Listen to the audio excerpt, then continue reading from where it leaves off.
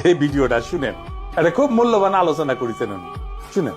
বিশ্বাসঘাতকতার মূল্য এই দেশে আবার দিতে হবে আপনাদেরকে।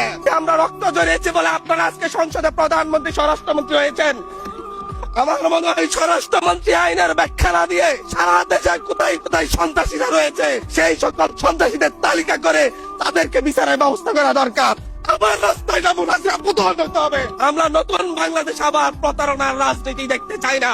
কারা 94 সালে মাগুরা নির্বাচন আয়োজন করেছিল, ইলেকশনের পর দিন এক নারী অভিযোগ করেছেন ওনাকে ধর্ষণ করা হয়েছে শুধুমাত্র সাপলাগুড়িতে ভোট দেওয়ার কারণে। জেনজিরা 72 সংবিধান আর চাই না। আমি এসেছি, ওনার বক্তব্য 6 মিনিট। মাননীয় স্পিকার, আমি বুঝতে পারছি না সময়গুলা কিভাবে বন্টন করা হয়। সরকার দলের হলো 8 মিনিট, বিরোধী দলের হলো 6 মিনিট। এভাবে তো কথা বলতে পারবো না।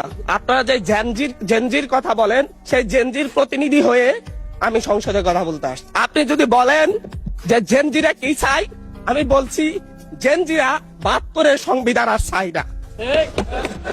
আপনি যদি বলেন জেনজিরা কি চাই, আমি বলতে এসেছি জেনজিরা এটাই চাই, স্বাধীনতার 30 বছর পরে জন্ম নিয়ে আমার মতো যারা সন্তানরা রয়েছে তারা এখানে ভোটাধিকার পাই নাই, তার জবাব চাই। আমরা তো স্বাধীন বাংলাদেশে জন্ম নিয়েছি মাননীয় স্পিকার। আমাদের কি ভুল ছিল? আমরা তো নতুন মানচিত্র পেয়েছি, আমরা তো নতুন পতাকা পেয়েছি, আমরা নতুন সীমানা পেয়েছি। আমাদের পূর্বপুরুষরা 1971 সালে রক্ত দিয়ে আমাদের জন্য একটি নিরাপদ বাংলাদেশ করতে চাইছেন, কিন্তু আমরা কি সেই নিরাপদ বাংলাদেশ পেয়েছি? আমরা কি সেই নতুন বাংলাদেশ পেয়েছি?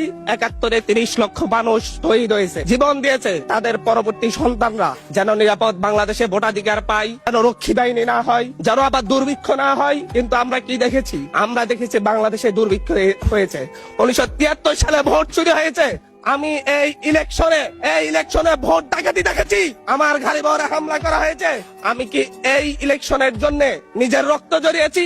আমি আজকে স্বরাষ্ট্রমন্ত্রী আছেন, মাননীয় প্রধানমন্ত্রী আছেন, আমি এখানে প্রশ্ন করি, আমরা রক্ত জড়িয়েছি বলে আপনারা আজকে সংসদে প্রধানমন্ত্রী স্বরাষ্ট্রমন্ত্রী হয়েছেন।